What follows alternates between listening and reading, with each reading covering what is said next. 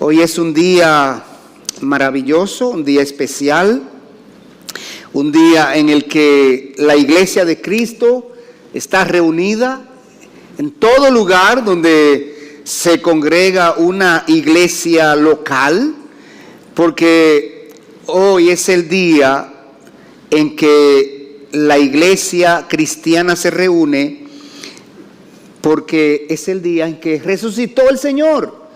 Es el primer día de la semana, así que estamos contentos y agradecidos de que Dios en su gracia nos permite estar aquí reunidos y después de nuestros corazones haber sido preparados con esas canciones tan preciosas.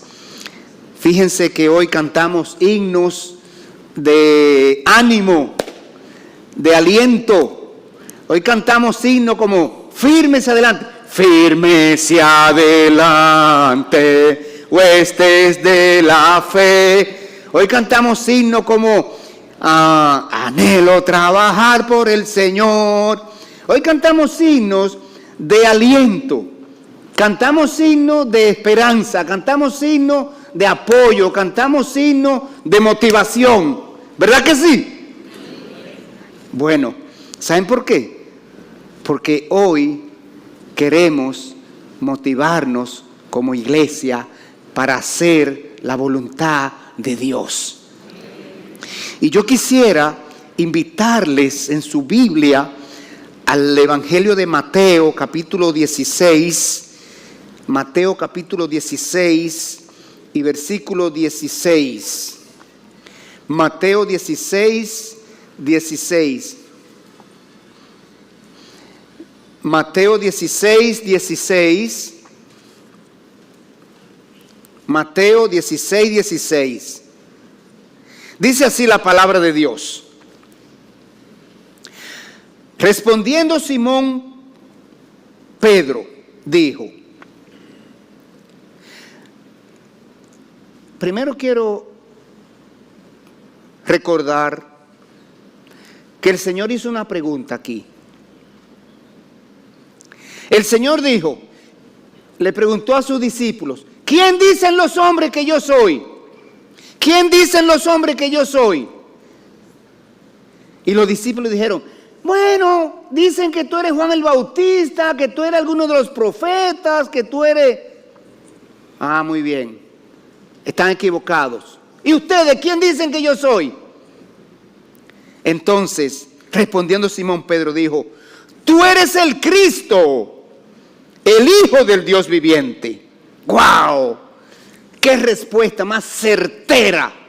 ¡Qué respuesta más cierta! ¡Qué respuesta más precisa, concisa! Tú eres el Cristo, el Hijo del Dios viviente. Entonces le respondió Jesús, bienaventurado eres, Simón, hijo de Jonás, porque no te lo reveló carne ni sangre, sino mi Padre que está en los cielos. Y yo también te digo que tú eres Pedro, y sobre esta roca edificaré mi iglesia, y las puertas del Hades no prevalecerán contra ella. Oremos.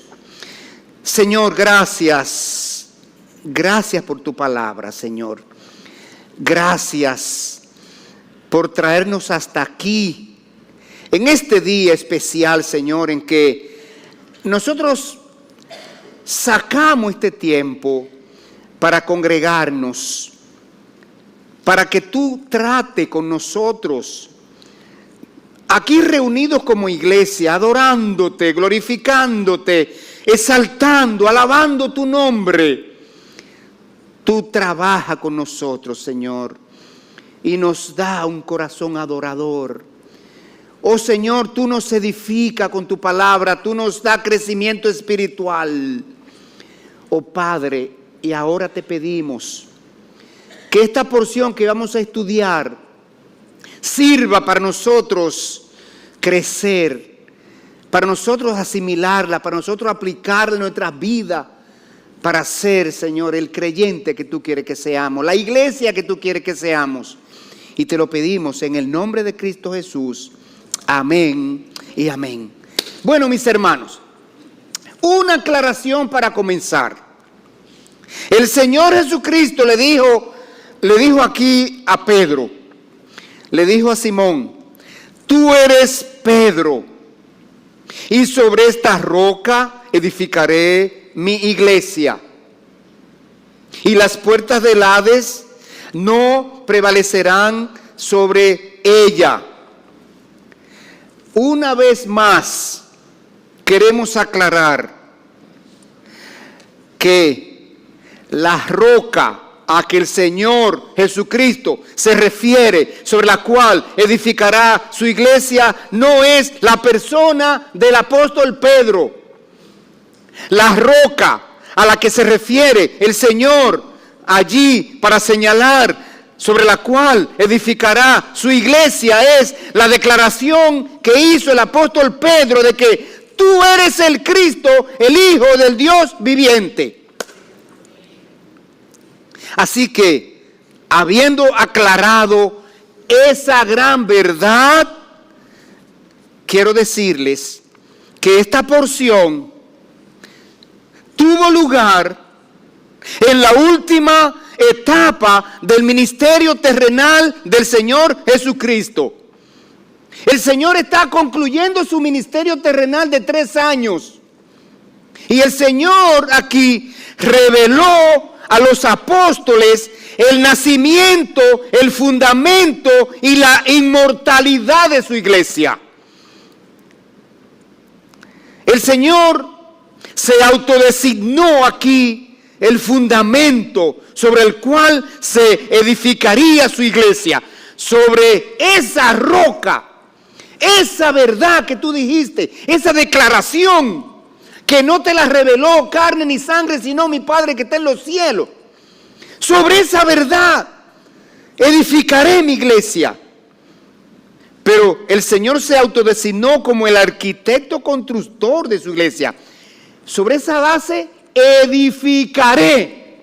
El Señor es el arquitecto de su iglesia, el constructor de su iglesia. Y además, el Señor se autodesignó como el protector de su iglesia, para que jamás fuera vencida. Él dijo: las puertas del Hades no prevalecerán contra ella. De modo que el Señor reveló aquí y en otros textos, de una manera clara, de una manera específica, el Señor nos declara en las Escrituras que la iglesia es suya. Él es la cabeza de la iglesia, Él es el constructor, Él es el protector. Y ahora el Señor nos enseña las características que debía tener la iglesia que el Señor desea que seamos. La Iglesia Universal de Cristo, como ustedes saben, hermanos, está formada por el conjunto de creyentes en Cristo en todo el universo. Esa es la Iglesia Universal de Cristo. Conjunto de creyentes en Cristo en toda la tierra y en todas las épocas.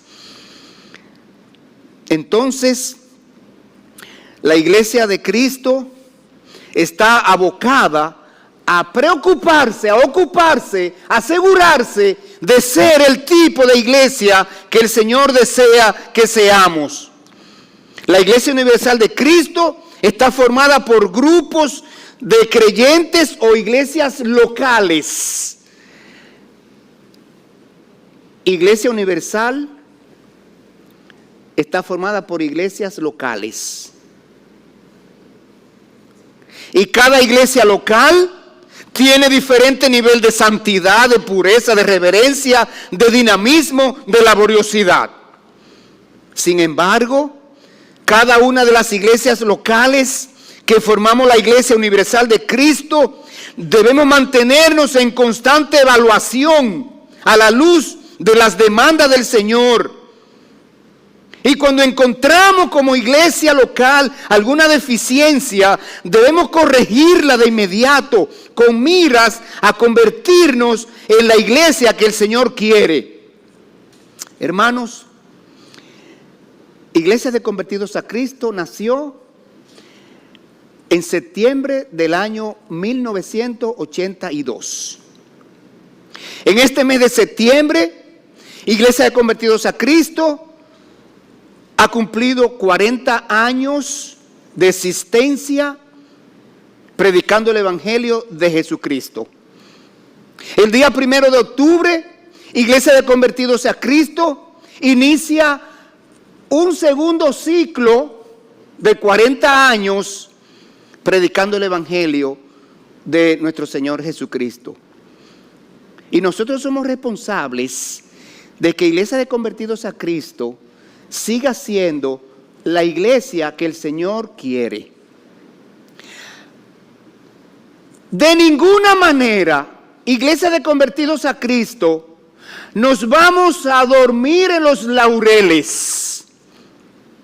De ninguna manera, Iglesia de Convertidos a Cristo, nos vamos a gloriar o nos vamos a entretener o nos vamos a dormir en nuestras glorias pasadas. Iglesia de Convertidos a Cristo, hemos de seguir siendo la iglesia que el Señor quiere, la iglesia que el Señor define, la iglesia que el Señor resalta aquí en las Escrituras. Iglesia de Convertidos a Cristo, no podemos darnos el lujo de permitir que retrocedamos en el curso, en la marcha, en el ritmo, en la dirección que llevamos respecto a hacer la voluntad de Dios y respecto a caminar hacia Cristo, que es nuestra meta. Por esa razón es que en esta mañana nosotros queremos ver en este mensaje la iglesia que el Señor quiere. Y hay tres características fundamentales que se encuentran en las Escrituras que el Señor destaca sobre esa iglesia que Él quiere. Mire, el Señor quiere una iglesia saludable. Oiga, el Señor quiere una iglesia saludable. Una iglesia saludable. Segundo, el Señor quiere una iglesia reverente. El Señor quiere, en tercer lugar, una iglesia consagrada. Vamos a ver cómo desarrollamos estas tres verdades en esta mañana. Una iglesia saludable. Eso es lo primero que el Señor quiere. Una iglesia saludable. Porque yo quiero que usted sepa que en la Biblia nosotros encontramos iglesias enfermas.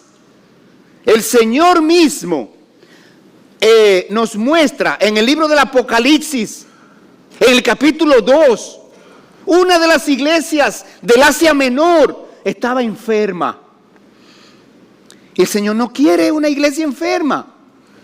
El Señor quiere una iglesia saludable. Observe cuáles son las virtudes de una iglesia saludable. En primer lugar, en una iglesia saludable hay amor. Hay amor. Está caracterizada por el amor. El Señor nos pide que el amor sea la característica principal de su iglesia.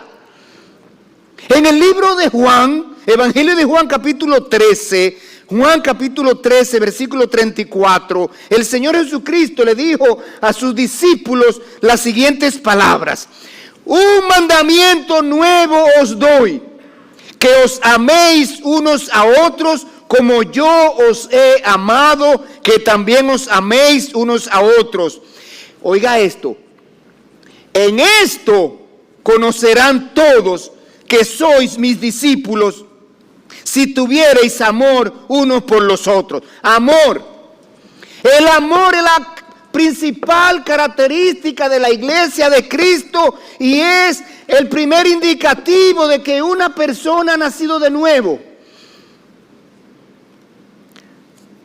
Amor al prójimo era un mandamiento viejo, pero ahora el Señor le agregó algo nuevo.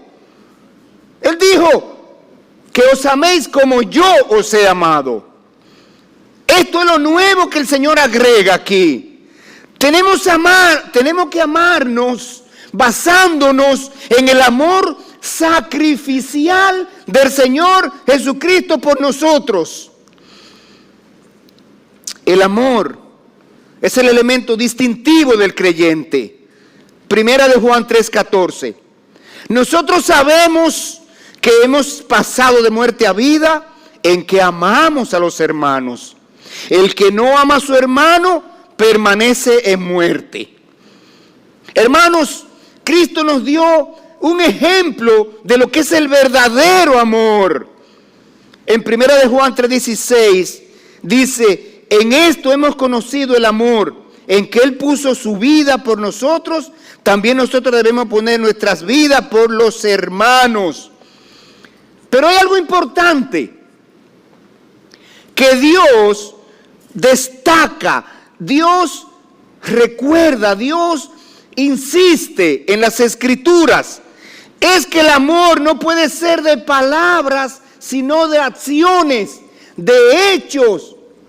Dice Primera de Juan 3:17, pero el que tiene bienes de este mundo y ve a su hermano pasar necesidad y cierra contra él su corazón, ¿cómo mora el amor de Dios en él?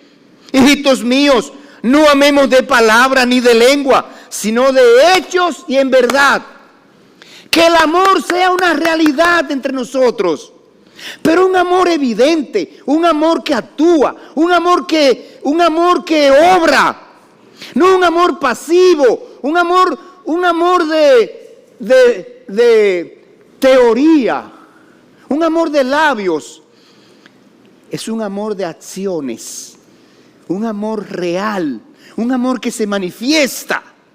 Ahora bien, una iglesia saludable, como hemos de ser convertidos a Cristo, evita el enfriamiento del amor. Hermanos, tenemos que tener cuidado con esto, porque el amor se enfría. El amor puede enfriarse, y lo dice el Señor. ¿Cuándo lo dijo el Señor? Lo dijo en Mateo 24:12. El Señor Jesucristo advirtió que el amor podría enfriarse en los creyentes y en la iglesia. Mateo 24:12.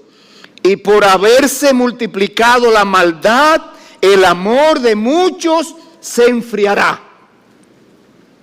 Por haberse multiplicado la maldad en el mundo, el amor de muchos se enfriará. Y la multiplicación de la maldad en el mundo se ve diariamente. ¿Cómo la vemos? Bueno, en la multiplicación lo vemos en la disminución del temor de Dios, en el aumento del pecado, en el aumento de la inmoralidad, se ve en la disminución del amor al prójimo, se ve en la criminalidad, se ve en el egoísmo, se ve en la envidia, se ve en el egocentrismo en que vive la gente, se ve en que ya el hombre llama bueno a lo que Dios llama malo, y el hombre llama malo a lo que Dios llama bueno. El mundo va de mal en peor. El mundo cada día va en un derrotero espiritual y moral. Y nosotros estamos ahí en ese mundo. No somos del mundo, pero estamos en el mundo. Y pudiéramos vernos afectados por esa vorágine de maldad en que el mundo está viviendo. La combinación de esos factores puede entrar y puede enfriar en nosotros el amor. Y si el amor es la característica principal de la iglesia en Cristo, una iglesia con el amor frío es una iglesia enferma. Cuando el amor se enfría en una iglesia, la iglesia enferma. Así que, hermanos, avivemos cada día el amor de Dios en nosotros. ¿Por qué? Porque la frialdad del amor a la obra y a los hermanos fue el pecado de la iglesia de Éfeso. El Señor amonestó a la iglesia de Éfeso y la invitó al arrepentimiento. Apocalipsis 2:4. Pero tengo contra ti que has dejado tu primer amor. Recuerda, por tanto, de dónde has caído y arrepiéntete y haz las primeras obras, pues si no, vendré pronto a ti y quitaré tu candelero de su lugar y si no te hubiere arrepentido. Hermanos, el primer amor de cuando nos convertimos, recuperémoslos. Ese fervor, ese amor, esa pasión por el Señor, ese deseo de estar en comunión con el Señor, ese deseo de estar congregado, ese deseo de leer las Escrituras, ese deseo de orar, ese deseo de meditar en la palabra, ese deseo de yo estar en la vida piadosa, ese deseo, esa necesidad, esa pasión por obedecer la palabra de Dios. Recuperémoslos, hermano. No lo perdamos.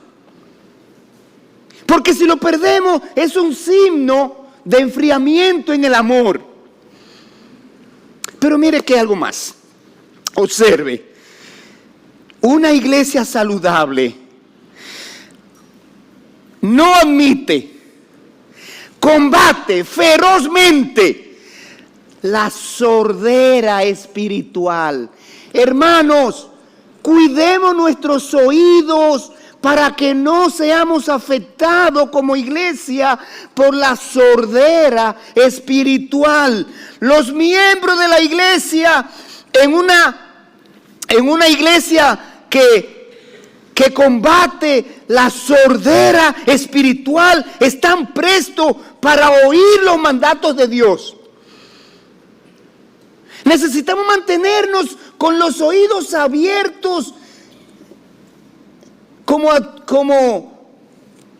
receptores de los mandatos de Dios para obedecerlos, para aplicarlos en nuestras vidas. Tenemos que combatir la sordera espiritual. El Señor dijo en Mateo 7:24, cualquiera pues que me oye estas palabras y las hace, la compararé a un hombre prudente que edificó su casa sobre la roca. Seamos, hermanos, seamos creyentes prudentes, que edificamos siempre sobre la roca, la palabra de Dios. Mire qué más. Los miembros de una iglesia que combate la sordera espiritual oyen la voz de sus pastores. Hebreos 13:17. Obedeced a vuestros pastores y sujetaos a ellos, porque ellos velan por vuestras almas. Los miembros de una iglesia que combate la sordera espiritual oyen la voz de sus padres. Oye, hijo mío, la instrucción de tu padre y no menosprecie la dirección de tu madre. Pero hay algo más, hermanos. La iglesia saludable combate la ceguera espiritual. La ceguera espiritual. Los miembros ven la necesidad de sus hermanos. Tenemos que ver la necesidad de los hermanos. Estamos en una comunidad de creyentes. Somos parte de un miembro. Somos miembros de un cuerpo. Somos miembros de un cuerpo, el cuerpo de Cristo. Somos una comunidad. No estamos aislados. Entonces, Gálatas 6:2 nos dice: sobrellevad los unos las cargas de los otros y cumplid así la ley de Cristo. Estemos atentos a las necesidades de los demás. Los miembros de una iglesia que combate la ceguera espiritual ven las necesidades de la obra, las necesidades del templo, la necesidad de los ministerios.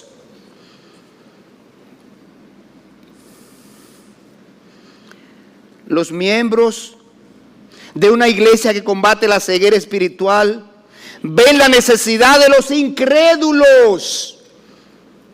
No vamos a inscribirnos a este círculo de paredes que nos encierran. Necesitamos proyectarnos a la comunidad. Necesitamos salirnos de nuestro centro de confort. Necesitamos caminar, necesitamos salir, necesitamos buscar, necesitamos ir y ver las necesidades del mundo, de los demás, de los necesitados. Necesitamos ver la necesidad de los incrédulos. 2 Corintios 4:3. Pero si nuestro evangelio está encubierto, entre los que se pierden está encubierto, en los cuales el Dios de este siglo cegó el entendimiento de los incrédulos para que no les resplandezca la luz del evangelio de la gloria de Cristo, el cual es la imagen de Dios. Demasiadas personas todavía no han entendido el evangelio de Cristo. El evangelio de Cristo está encubierto para ellos, encubierto, no revelado, porque Satanás le ha cegado el entendimiento para que no lo entiendan. Y nosotros, la iglesia de Cristo, iglesia de convertidos a Cristo, somos los que tenemos que tomar la demanda de Dios de salir a explicar ese evangelio, a hacer entender ese evangelio, a aclarar ese evangelio, a ayudar a esas personas a comprender ese evangelio para aceptar a Jesucristo como Señor y Salvador de su vida y tener herencia celestial. Los miembros de una iglesia que combate la ceguera espiritual ven la necesidad del mundo. Este mundo que se describe en Juan 3:16, de tal manera amó Dios al mundo que ha dado a su Hijo Jesucristo, para que todo aquel que en Él crea no se pierda, mas tenga vida eterna. Estamos en un mundo donde la mayoría está perdido. Señores, el evangelio ha alcanzado alrededor de un 10% de la población para salvación. Se estima que la población cristiana del mundo es un 10%. Y somos cerca de 8,000 millones de habitantes en el mundo. Usted entonces puede hacer un cálculo de cuál es la población que todavía no ha alcanzado salvación en Cristo Jesús. Tenemos que ver esas necesidades. Tenemos que hacer mejor uso de las redes sociales. Las redes sociales son un medio excelente para promover el evangelio. Démosle un mejor uso. Aprovechemos esa tecnología y esa facilidad de comunicarnos. Estamos en la época de la comunicación, pero comunique el evangelio. Comunique menos noticias de política, deporte, fans, like, fotos, etcétera, etcétera, etcétera. Aprovechemos más el tiempo. Hay algo más que el Señor Jesucristo destaca sobre la iglesia que Él quiere, la iglesia saludable que Él quiere. La iglesia saludable combate la mudez espiritual. La iglesia saludable no es muda, habla el evangelio. Los miembros comunican el evangelio de salvación a los perdidos. Mateo 28:18, por tanto, id por todo el mundo y hacer discípulos a todas las naciones. Los miembros discipulan a los nuevos creyentes. Mateo 28:20, enseñándoles que guarden todas las cosas que os he mandado. Los miembros tienen palabra de aliento para los afligidos. Tienen palabra de ánimo. Tienen palabra de esperanza para los desalentados. Tienen palabras medicinales para los que sufren. 1 Tesalónicas 5:14. También os rogamos, hermanos, que amonestéis a los ociosos, que alentéis a los de poco ánimo, que sostengáis a los débiles. Los miembros tienen palabras para orar por los líderes y por los demás miembros de la iglesia. Rompamos la mudez espiritual. Que estos próximos 40 años sean más fructíferos que los primeros 40 años de iglesia de convertidos a Cristo. Pero hay algo más. Mire, la iglesia saludable combate la parálisis espiritual. Los miembros caminan para llevar el evangelio a los perdidos. Los miembros caminan para venir a los cultos y actividades de la iglesia. Los miembros caminan para visitar a los hermanos enfermos, para visitar a los hermanos desalentados, para visitar a los hermanos debilitados en la fe. Los miembros caminan para ir en busca de los creyentes alejados de la iglesia. Los miembros caminan para llevar esperanza y consuelo y restaurar al caído. Hermanos, ¿cuál fue la última vez que usted cogió la lista de miembros y dijo: hace día que no veo a este hermano, lo voy a llamar?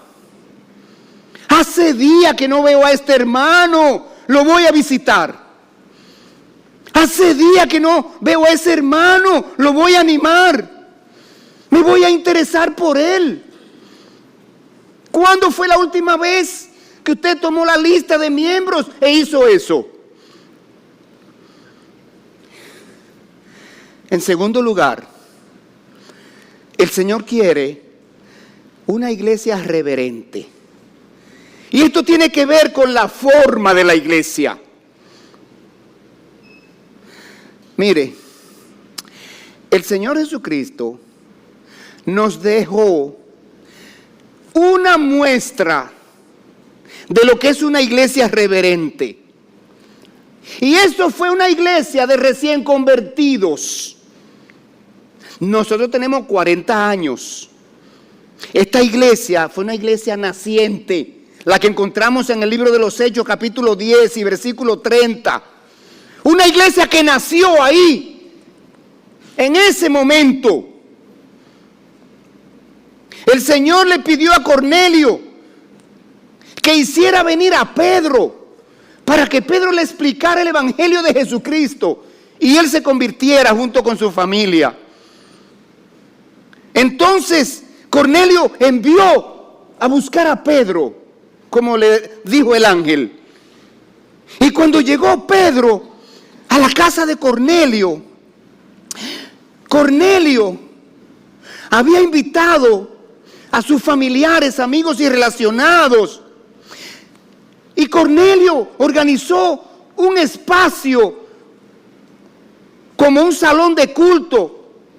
Y estaba allí sentado junto con todos sus invitados. Y mire entonces lo que dijo Cornelio. Hechos capítulo 10, versículo 30. Entonces Cornelio dijo: hace 4 días que a esta hora yo estaba en ayunas, y a la hora 9, mientras oraba en mi casa, vi que se puso delante de mí un varón con vestidura resplandeciente y dijo: Cornelio, tu oración ha sido oída y tu limosna han sido recordadas delante de Dios. Envía pues a Jope y haz venir a Simón, el que tiene por sobrenombre Pedro, el cual mora en casa de Simón un curtidor junto al mar. Y cuando llegue, él te hablará Y así que luego envié por ti y has hecho bien en venir. Ahora, pues, todos nosotros estamos aquí en la presencia de Dios. Oiga, qué actitud de reverencia. Y la iglesia debe ser puntual porque el culto de adoración a Dios tiene que comenzar a la hora establecida. El hermano que llega tarde al culto se pierde parte de los beneficios del culto. Si usted se perdió las alabanzas, usted perdió parte de las bendiciones. Cornelio estaba allí antes que llegara el apóstol Pedro. No esperaron que llegara Pedro para comenzar a reunir a la gente. El servicio comienza a una hora determinada y nosotros hemos de estar ahí a esa hora determinada. Porque es para tener un tiempo de comunión con Dios, el creador del universo, el soberano de la creación. Asistir a tiempo a los cultos de adoración es un deber de los miembros de la iglesia. Y eso muestra el lugar que ocupa Dios en nuestra vida y nuestro deseo de ser edificados, bendecidos. Asistir a los cultos de adoración de la iglesia es un mandato de Dios, Hebreos 10:25. No dejando de congregarse como algunos tienen por costumbre. Hermanos,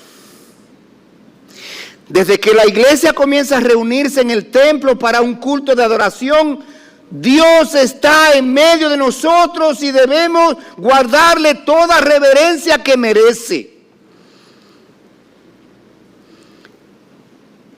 El mismo Dios pide reverencia a la iglesia cuando está reunida. ¿Dónde lo hace Dios?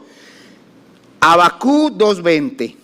Dios dice, mas Jehová está en su santo templo, calle delante de él toda la tierra. Reunidos en el templo para un culto a Dios, debemos mantenernos en actitud de adoración. Entonces, hermanos, en segundo lugar, una iglesia reverente recibe la palabra de Dios. Estamos aquí para recibir la palabra de Dios. No importa quién es el predicador. Es Dios que está hablando. Es Dios que va a usar a ese predicador para hablar a tu corazón. Es Dios que va a utilizar a ese predicador para transformar tu vida. Es Dios que va a utilizar ese predicador para hacerte ver tu necesidad. Observe, mire bien cómo aquí Cornelio entendió esto.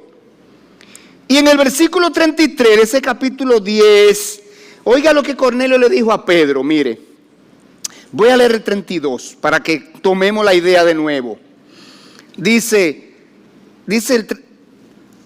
el 33. Así que, luego envié por ti, y tú has hecho bien en venir.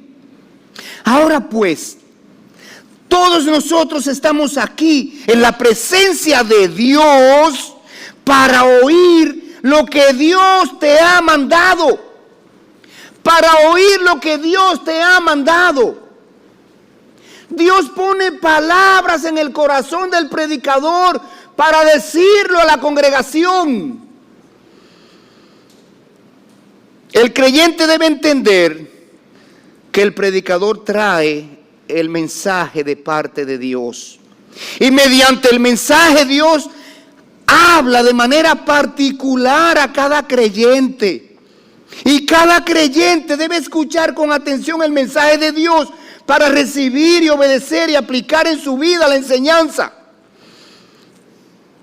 Pero hay algo más todavía. Una iglesia reverente cumple sus ordenanzas. Está atenta a las ordenanzas. Hay ordenanzas en las Escrituras que los creyentes tenemos que observar. La iglesia tiene que darle continuidad. La iglesia tiene que estar atenta. ¿Cuáles son esas ordenanzas? El bautizo y la cena del Señor. Mire cómo esta iglesia que nació aquí quiso cumplir inmediatamente. En el versículo 47, Hechos 10, verso 47. Entonces respondió Pedro: ¿puede acaso alguno impedir el agua para que no sean bautizados estos que han recibido el Espíritu Santo también como nosotros? Y mandó bautizarles en el nombre del Señor Jesús. La pequeña iglesia de los recién convertidos a Cristo aquí, seguidos se bautizaron como era la costumbre en el primer siglo. Porque el bautizo en el nombre del Padre y del Hijo y del Espíritu Santo es la manera en que una persona muestra al mundo que se ha convertido al Señor Jesucristo. El bautizo es la ceremonia mediante la cual un creyente se identifica con la muerte y resurrección de Jesucristo. Hermanos, en nuestra iglesia de convertidos a Cristo, estamos teniendo un poquito de dificultad con algunos padres que ellos no entienden que deben tener el deber de instruir a sus hijos, motivar a sus hijos a la conversión y al bautizo. No entienden que el bautizo es un mandato.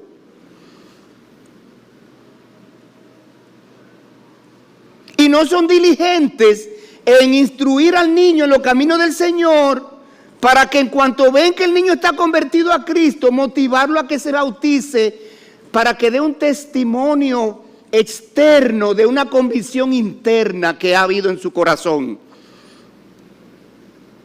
Y a los pastores nos dicen: no, yo estoy esperando que él tome su decisión cuando él quiera, si él quiere. Eso es un error. ¿Usted sabe lo que dice Judas? El libro de Judas, motivándonos a los creyentes a que motivemos a la gente a convertirse, a entender el plan de salvación y aceptar a Cristo como Señor y Salvador. Judas dice: algunos, arrebátalo del fuego. Arrebátalo del fuego. O sea, sé diligente, toma medidas, insiste. Nosotros somos orientadores de nuestros hijos. Oriéntelo. Mi hijo, si tú te convertiste a Jesucristo, lo más lógico es que tú te bautices.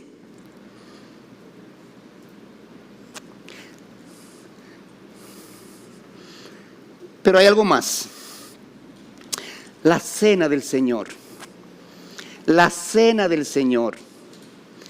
Iglesia de convertidos a Cristo, en este momento, un 70% de los miembros no están viniendo el domingo en la noche para participar de la cena del Señor. Un 70%. Solo un 30% está siendo bendecido cada domingo de hacer memoria de la obra de la cruz, teniendo oportunidad de reconciliarse con Dios, examinando su vida y entregando todo pecado, toda actitud, toda acción, toda cosa que no sea del agrado de Dios, en confesión a Dios para perdón y arrepentimiento, y participar de los elementos del pan y del fruto de la vid en un corazón limpio, a cuenta con Dios. ¡Qué bendición se están perdiendo! Y quisiéramos que estos segundos 40 años de existencia de la iglesia, nosotros lo iniciemos mejorando esas estadísticas. Mejorando esas estadísticas. Con los hermanos más dispuestos, a venir, a gozarse. Es una bendición, señores, poder hacer memoria de la obra de la cruz. Es la obra mediante la cual Dios nos salvó. Es la obra mediante la cual Cristo entregó su vida en rescate por nosotros. Es digna de recordar. Así que, en tercer lugar, una iglesia reverente procura crecimiento espiritual. Crecimiento espiritual. Que en estos próximos 40 años nosotros crezcamos más que lo que crecimos en los primeros 40 años. Necesitamos ser diligentes y necesitamos ser, ¿cómo es la palabrita que le gusta al hermano Niurki Leandro? ¿Dónde está Niurki Leandro? Intencionales. Intencionales en crecer. Tenemos un instituto bíblico donde impartimos materias de crecimiento espiritual. Sin embargo, cada uno de esos cursos tiene un grupito. Solamente, hermanos, el 7% de la iglesia está integrado a los institutos bíblicos de la iglesia. ¿Dónde está el 93%? No está creciendo, no se está edificando. Está perdiendo la oportunidad de crecer, de madurar. ¿Sabe qué es lo que garantiza la no caída espiritual? El crecimiento. Primera de Pedro. Porque haciendo estas cosas no caeréis jamás. El conocimiento de nuestro Señor Jesucristo es lo que nos afianza en la fe. Entonces, hermanos, los integrantes de esta pequeña iglesia que nació con Cornelio y su familia y sus relacionados, le rogaron al apóstol Pedro que se quedara por algunos días. Mire, Hechos 10:48. Entonces les rogaron que se quedasen por algunos días. Ustedes nos predicaron el evangelio y nos convertimos. Discipúlennos ahora. Discipúlennos, no se vayan. Quédense unos días con nosotros. Ayúdenos a crecer, explíquenos más, háblenos más sobre la salvación, háblenos más sobre la obra de la cruz. Crecimiento, discipulado, madurez. No desperdicie, hermano, el instituto bíblico que existe en esta iglesia. Integre a sus hijos. Hay una peña juvenil para adolescentes. Y muchos adolescentes quieren, pero nos dicen, es que no me van a traer. Oiga como algunos padres son piedra de tropiezo a sus hijos. Ellos mismos dicen, yo sé que papi y mami no me van a traer, por eso yo no me inscribo. Padre y madre, tú vas a dar cuentas a Dios por lo diligente o negligente que eres con el crecimiento espiritual de tus hijos. Sigamos adelante. Y nuestro tercer punto dice que el Señor quiere una iglesia consagrada, una iglesia comprometida, una iglesia que esté concentrada, una iglesia enfocada a lo espiritual, una iglesia enfocada a lo eterno, una iglesia enfocada a lo celestial. Eso es lo que el Señor quiere. Eso es una iglesia saludable. Eso es la iglesia que el Señor anhela. Esa iglesia la vemos en la iglesia modelo del primer siglo. La iglesia del primer siglo, oiga bien, la iglesia del primer siglo sigue siendo el modelo de lo que es una verdadera iglesia de Jesucristo. La iglesia de nuestro tiempo se ve cada día más distante de lo que es la iglesia del primer siglo. Y necesitamos revisar las características de la iglesia del primer siglo a fin de nosotros imitar esa iglesia. Tenemos que imitar la iglesia del primer siglo y vamos a ver 8 características de la iglesia del primer siglo para que nosotros la abracemos. Hechos 2:41. Hechos 2:41. Hechos 2:41. 8 características de la iglesia del primer siglo. Hechos 2:41. Primero, se mantenían unidos por lazos espirituales. Hechos 2:41 y 42. Oiga, así que los que recibieron su palabra fueron bautizados y se añadieron aquel día como 3,000 personas y perseveraban en la doctrina de los apóstoles, en la comunión unos con otros, en el partimiento del pan y en las oraciones. Ahí hay 4 vínculos que unían a los hermanos de la iglesia del primer siglo. Ahí tenemos, hermanos, 4 lazos espirituales. Perseveraban en la doctrina de los apóstoles, la comunión unos con otros, el partimiento del pan y las oraciones. Los vínculos que nos unan como iglesia tienen que ser vínculos espirituales mayormente. Sí, podemos estar unidos por vínculos seculares, claro que sí. Que el deporte, que la política, que los hobbies, que la natación, que aquello, sí, es válido. Pero ese no puede ser nuestro enfoque central.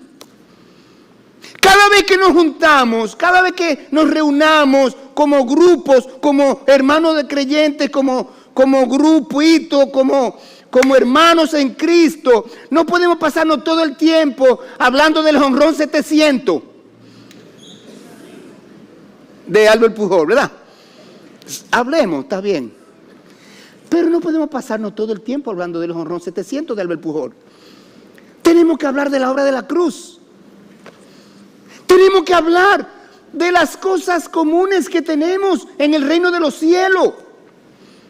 Tenemos que hablar de edificación espiritual. Los vínculos que unían a esta iglesia eran la doctrina de los apóstoles, la comunión unos con otros, el partimiento del pan y las oraciones.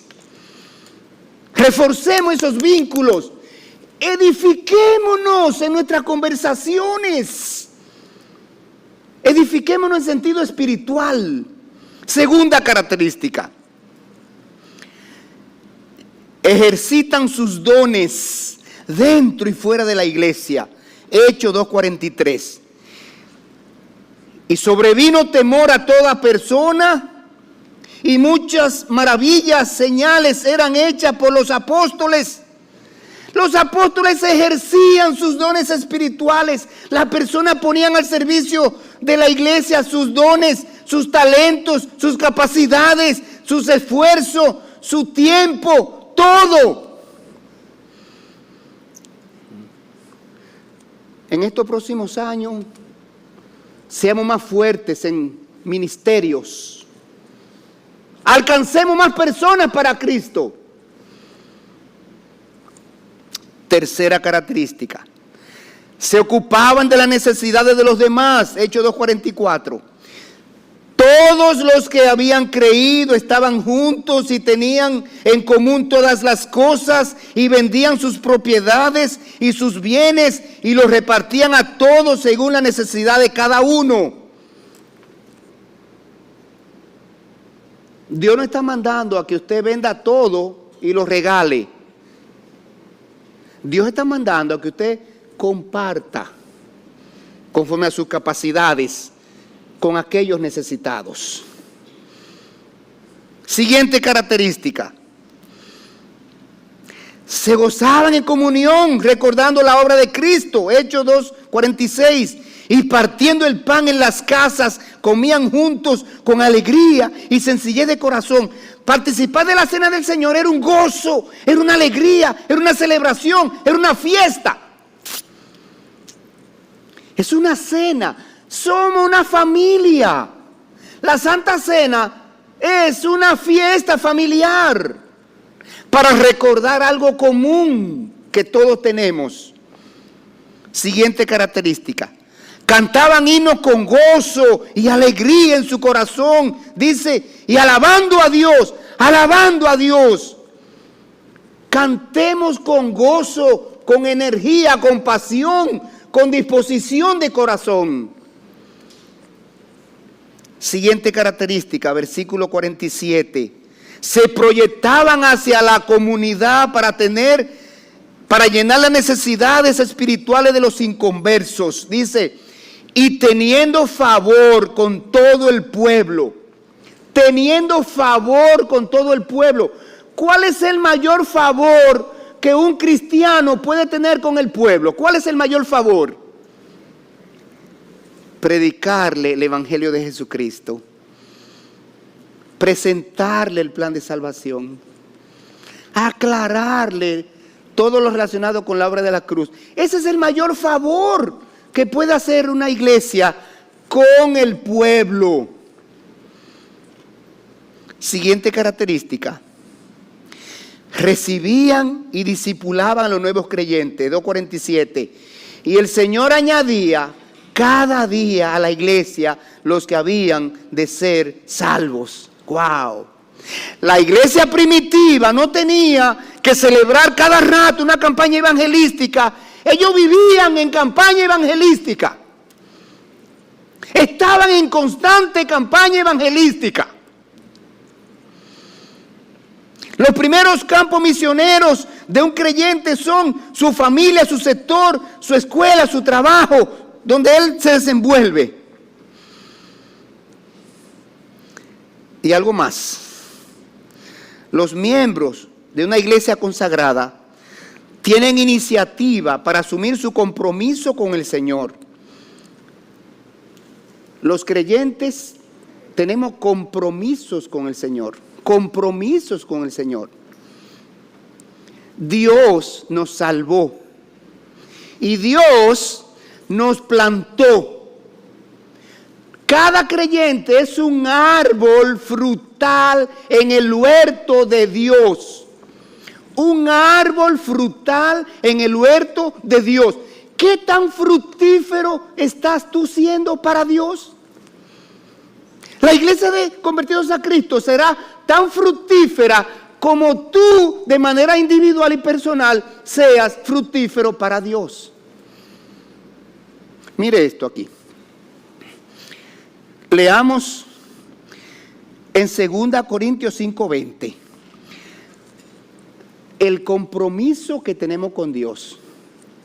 Nosotros somos seguidores de Dios, discípulos de Jesucristo. Jesucristo nos ha nombrado sus embajadores. 2 Corintios 5:20. Así que somos embajadores en nombre. Lo voy a leer de nuevo. Somos embajadores en nombre de Cristo, como si Dios rogase por medio de nosotros. Os rogamos en el nombre de Cristo, reconciliaos con Dios. Somos embajadores. Es una posición distinguida. Es una posición importante. La mayoría de los políticos piden al presidente que los designe embajadores, porque es una posición muy lucrativa, muy distinguida, muy élite, etcétera, etcétera, etcétera. De muchas oportunidades, de mucha proyección. Los cristianos somos los embajadores de Dios en la tierra. Un embajador es uno que representa a un país en un país extranjero. Los cristianos somos ciudadanos del cielo, aunque vivimos en esta tierra todavía. Representamos al reino de los cielos en este mundo. Nuestro papel es ¿cuál? Dar a conocer las virtudes del reino de los cielos. Eso es lo que hace el embajador. El embajador dominicano en París, él está, vayan a conocer a mi país, la playa de Boca Chica, la playa de las Terrenas, la playa de la Bahía de las Águilas, la playa de no sé qué cosa. Vayan para que vean un país lindo. Eso es lo que hace un embajador. Seamos los embajadores de Cristo. Segundo, seamos la luz y la sal del mundo. Mateo 5:13. Estamos hablando de compromisos que tenemos con Dios. Tercero, seamos la nación santa, real sacerdocio que somos, nombrado por Dios. 1 Pedro 2:9. Mas vosotros sois linaje escogido, real sacerdocio, nación santa, pueblo adquirido por Dios, para que anunciéis las virtudes de aquel que os llamó de las tinieblas a la luz admirable. Y por último, somos los servidores de Dios. Somos los servidores de Dios. Somos las personas a través de la cual Dios obra en este mundo. Nosotros somos los canales de bendición de Dios para otros. Somos los creyentes eso. Mire cómo lo dice el apóstol Pablo en 1 Corintios 3:8. Porque nosotros somos colaboradores de Dios y vosotros sois labranza de Dios, edificio de Dios. Conforme a la gracia de Dios que me ha sido dada, yo como perito arquitecto puse el fundamento y otro edifica encima. Señores, la obra de Cristo, Dios la garantiza que no perecerá. Pero los creyentes somos los instrumentos a través de los cuales Dios obra y cumple sus planes y propósitos en este mundo. Seamos entonces nosotros instrumentos útiles en la mano de Dios. Y para concluir, mis hermanos, la iglesia será mañana lo que sus miembros son hoy. Cada uno de nosotros es responsable de que nuestra iglesia sea una iglesia amorosa, una iglesia saludable, una iglesia dinámica, una iglesia reverente, una iglesia consagrada. Y tenemos que preguntarnos entonces, cada uno de manera personal, ¿qué clase de miembro es usted? ¿Qué clase de miembro de iglesia de convertidos a Cristo es usted? Un miembro amoroso, consagrado, dinámico, laborioso, estudioso, reverente y responsable. En Hebreos 12, Dios nos exhorta a corregir las deficiencias en nuestra vida cristiana para que seamos el tipo de creyente que el Señor quiere. Hebreos 12.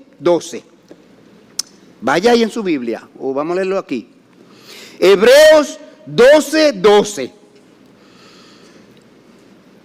A partir de hoy, nosotros acojámonos, dispongámonos a corregir las deficiencias de nuestra vida cristiana para que seamos el tipo de creyente que el Señor quiere. Vamos a leer esta porción. Dice así: por lo cual, levantad las manos caídas y las rodillas paralizadas y haced sendas derechas para vuestros pies, para que lo cojo no se salga del camino, sino que sea sanado. Hermano en Cristo, ¿has estado tú con las manos caídas y las rodillas paralizadas para hacer la obra de Cristo? Es tiempo de que levante tus manos y ponga en acción, en movimiento, tus rodillas, para que lo cojo no se salga del camino. Cuando tu carro está desalineado, que tú sueltas el guía y se te va para un lado, ¿qué es lo que tú haces? Lo llevas a que lo alineen, pónmelo derecho. Entonces, si no lo hace, el carro en cualquier momento se te sale del camino y se va por el de rico.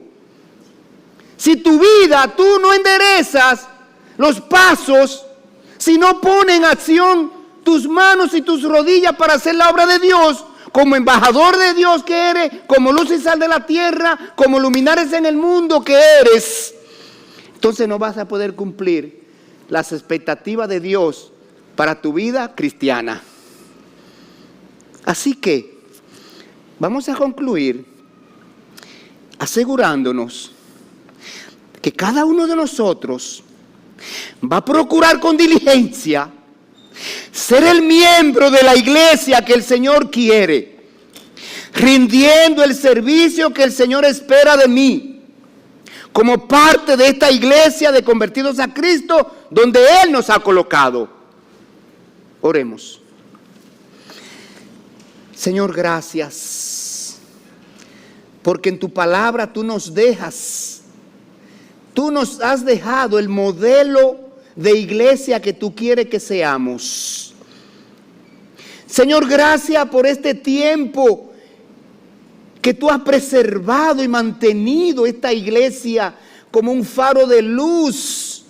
Gracias por cada hermano, cada creyente que tú trajiste a esta iglesia para servirte.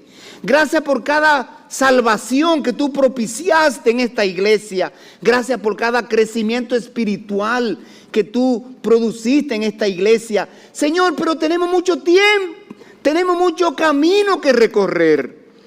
Tenemos todavía un tramo largo por delante. No nos deje dormir en los laureles. No nos deje, Señor, vivir de las glorias del pasado. Renueva nuestra fuerza, Señor. Motiva nuestro corazón. Danos la disposición. Danos la energía. Danos el deseo, la fuerza de voluntad para mejorar. Porque queremos ser, Señor, la iglesia que tú quieres que seamos. Y te lo pedimos en el nombre de Cristo Jesús. Amén y amén.